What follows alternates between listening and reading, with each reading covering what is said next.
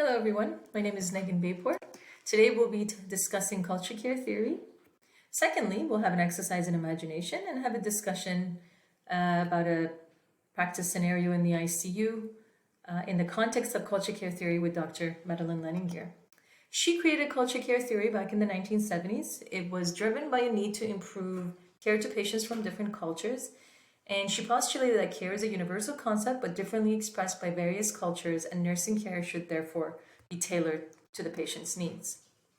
So how do we achieve culturally congruent care? First, we have to make sure that we seek out the cultural processes and practices of our patients.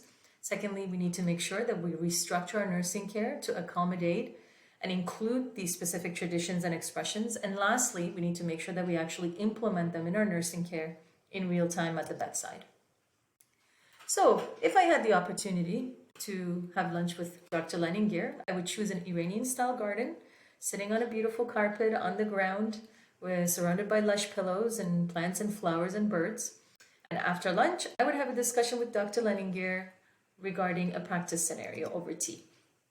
So my practice scenario involves a 40-year-old man with end-stage liver disease. He was admitted to the ICU during the first wave of COVID-19. He had recently immigrated to Canada with his wife and 2 children, but unfortunately, due to his ventilation needs, he was unable to be discharged to go home.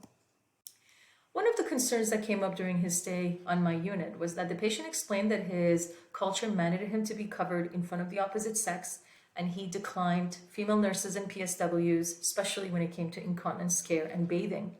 So in order to accommodate the patient's request for male nurses, the hospital had to pay for agency nurses, which were more costly. So my question to Dr. Leininger is then, to what extent do you believe the hospital and the greater healthcare system should spend monetary funds to accommodate a patient's cultural wishes?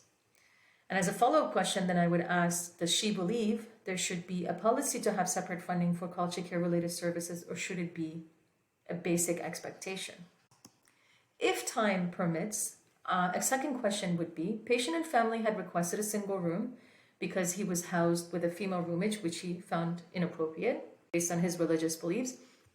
Unfortunately, a palliative patient had also made a request for the only single room available on the unit. So my question is then, when it comes to competing limited resources, should culture-related needs and care accommodations trump personal or compassionate requests? And as a follow-up, does Dr. Leininger's theory then provide nurses with any tools to navigate these ethical dilemmas? Thank you for your time. I hope you enjoyed my presentation. There is one more question if you wish to read it on your own time in the presentation.